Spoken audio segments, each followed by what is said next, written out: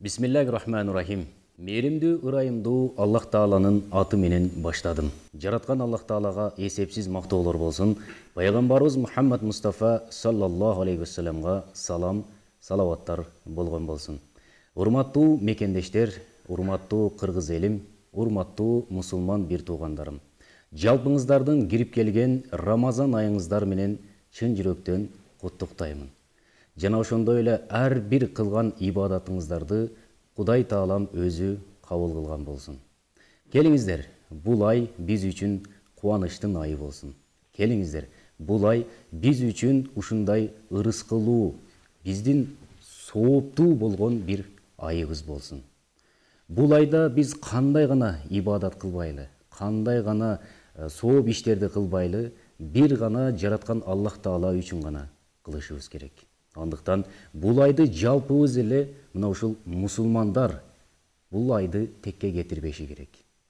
Анткени менен бул жерде өтө көп ибадаттар бар мусулмандар үчүн. Мусулмандар мисалы каалагандай жакшылыктарды кылбасын, ар бир кылганына сооп алып кете берет.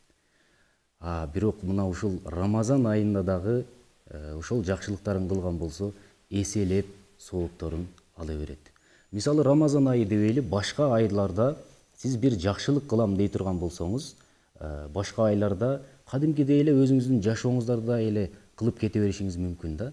Бирок Рамазан айында кыла турган болсоңуз, бул айда өзгөчө шайтандар кишенделген ай. Сиздин нафсиңиз дагы мына ушул Рамазан айында сизге баш ие турган ай болуп эсептелинет. Мисал ала турган болсок, бир жумуш кылам дей турган болсоңуз, ошол жумушуңуздун натыйжасы кандай болорун сиз кийинки айларда көрүшүңүз керек.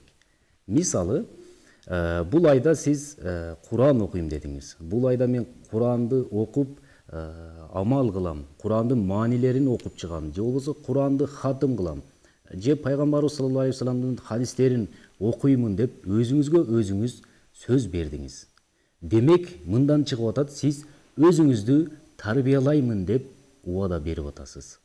Мына ушул тарбия, мына ушул Рамазандагы тарбия кийинки айларга сизге эмне болуп берет? Жакшы бир өбөлгө, жакшы бир шартты түзүп берет. Ошол Рамазан айда кандай болсоңуз, кийинки айда дагы мына ушундай болууну Кудай Тааладан сурап, дуа кылып кете беришибиз керек. Бул ай өзгөчө мусулмандар үчүн мына ушундай сооптуу айлардын бири болуп эсептелет. Караңыз, мисалы жетим жесирлерди карай турган убакыт келди. Мына ушул айда караңыз. Мына ушул айда аларга жардам бериңиз. Мына ушул айда алардын кубанычына кубаныч кошуп, кайгысын тең бөлүшүп, кандай гана болбосун, эмне кыласыз? Алардын башын сылап, пайгамбарыбыз айткандай, кимде ким ошол жетим жесирдин башын сыласа, биз ошол бейиште мына ушундай болобуз деп айткандай, кошуна болобуз дегендей, мына ушул айда өзүңүздү тарбиялап, жетим жесирлерге мындай жакшылык кылып, аларга тамак берип, ушундай кыла турган болсоңуз, мен ойлойм, кийинки айларда дагы мына ушул нерсе этап менен кете берет эле деп ойлойм. Жалпы орозо дегенде биз көпчүлүк ойлойт да, ачка жүрүп коюун эле бул орозо деп түшүнөт. Мындан чыкты, эрте менен оозун жабат, андан кийин баамдат окуйт дагы, ошонун ары уйкуга кетет. Анан уйкусу ушунчалык таттуу болгондуктан бир болуп кетет, 2, 3, 4кө чейин уйкусу созулуп кетет. Баягы устазыбызга суроо келет го. Устаз, мен орозону уйку менен өткөрсөм кандай болот? Десе, соовундагы сен түшүңдө көрөсүн дегендей, бул орозону биз уйку менен эмес, балким баягы ачка жүрүү менен эле эмес, балким ибадат менен өткөрүү керек экенин мен сиздерге түшүндүрүп жатам.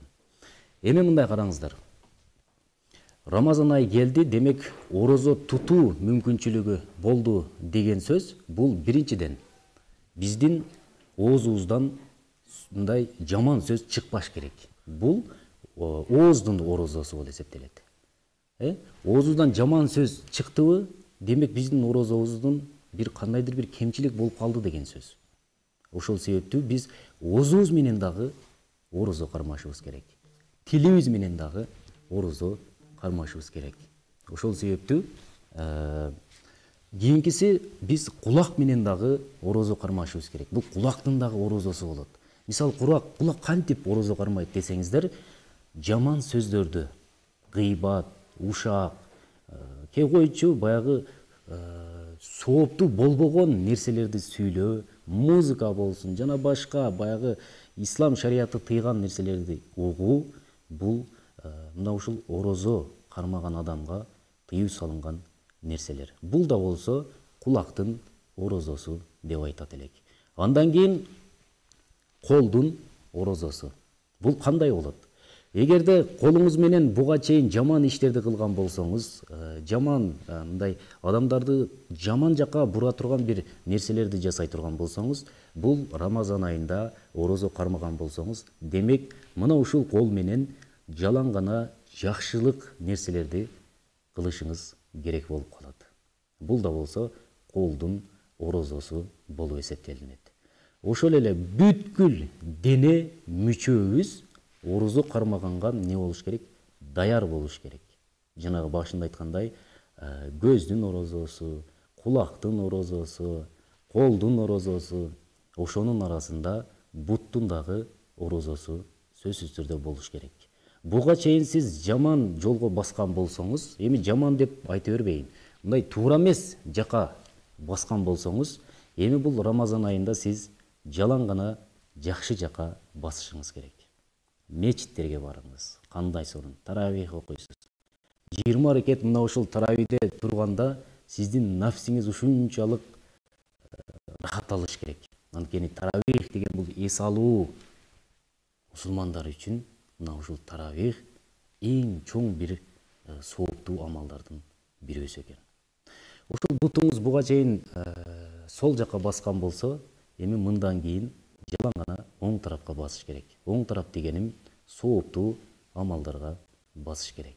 Орозодо биз колубуз болсун, бутубуз болсун, жогорудагы айткандай, мына ушул дене мүчөлөрүбүз менен биз орозо кармасак, эртең Кудай Таала бизге мына ушул сооптуу болгон сыйлыкты биздин колубузга же болбосо биздин алдыбызга алып келип, мына сенин 2023 жылы туткан орозоңдун сообу деп көргөзгөн болсо, канчалык сүйкүмдүү, канчалык жакшы нерсе. Ошончо адамдын арасынан сизди тандап, "Эй, кулум, мына сенин 2023 жылы туткан орозоңдун сообу мына кемчиликсиз, өтө сонун" деп көргөзгөн болсо, мына кандай бакыт мына ушул нерсе. Жөнөкөй эле бир мисал алчы. Мисалы айт намазында 3000, 4000, алды 5000ге чейин инсандар намаз окуйт. Мына ошол инсандар намаз окуп бүткөндөн кийин бүт баары ары бери чуркап жүргөндө сизге бир өтө кымбат баалуу унаада келди дагы. "Эй баланча, кел. Атай сизге келдик" деп келгениңизде эшигин ачып, сизге сый урмат кылып, даражаңызды бийик кылып, ошончо элдин арасында сизди мактап, "Кел" деп анан олтургузуп кеткенден кийин сиздин абалыңыз тим эле башкача болот. Жанагы элдин абалы дагы башкача болот. Бул ким экен дейт да? Бул кандай адам дейт? Мындайча айтканда сизге сыймыктануу, сизге болгон кусалык, сизге болгон ушундай ынтызарлык пайда болот да. Сизде болсо ушунчалык баягы элдин арасынан мени тандап ушул унаа менен кеткен үчүн сиз сыймыктанасыз. Ошол сыңарындай сиз дагы бул Рамазан айында орозоңузду толук кылып, ушактан алыс болуп, жаман сөздөрдү сүйлөбөй, ушакты сүйлөбөй, жалаң гана жакшы Куранды окуп, хадистерди окуп, бирөөгө даават айтып, ошол эле дааватты угуп кулак менен, Куранды угуп кулак менен, ошентип сооптуу кыла турган болсок, могу колдорубуз менен жалаң гана жакшы иштерди кыла турган болсок, буттарыбыз менен жакшы жака бара турган болсок, көзүбүз менен жакшы гана нерселерди көрө турган болсок, ушунчалык сооптуу болгон Рамазан айындагы орозону эртең ошончо кыямат, мынау Адам алейхисаламдан баштап, адам жаралгандан баштап, кыяматка чейинки инсандардын арасында сиздин орозоңузду мактап, кана орозо тутуучулар деп, өзгөчө сиздин атыңызды атап,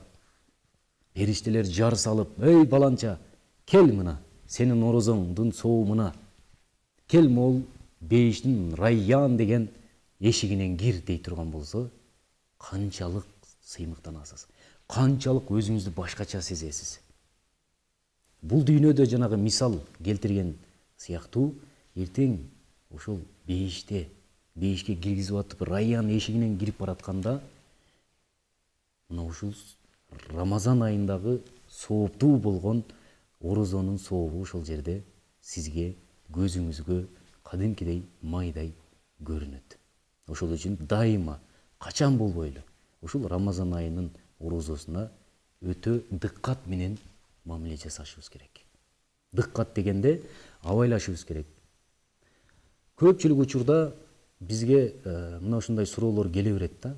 Рамазан айында мен иш кылбай эле үйдө эле отурушум керек, же болбосо иштерди жеңилдетишим керек дейт да. Жок, сиздин жумушуңуз кандай болсо, ошондой кете берет. Болгону сиз өзүңүздү өзүңүз тарбиялайсыз. Рамазан айы келди, орозо башталды, эми мындан ары мен жаман сөз сүйлөбөйм деген сыяктуу өзүңүздү тарбиялайсыз. Эми Рамазан айында ушундай өзүңүздү тарбияладыңыз, сонун жүрдүңүз, сооптуу иштерди кылдыңыз. Эми Рамазан айы бүткөндөн кийин мына ушул кылып аткан иштериңиз уланып кеткен болсо, мына ушул нерсе нур үстүнө нур болуп эсептелинет, иншалла.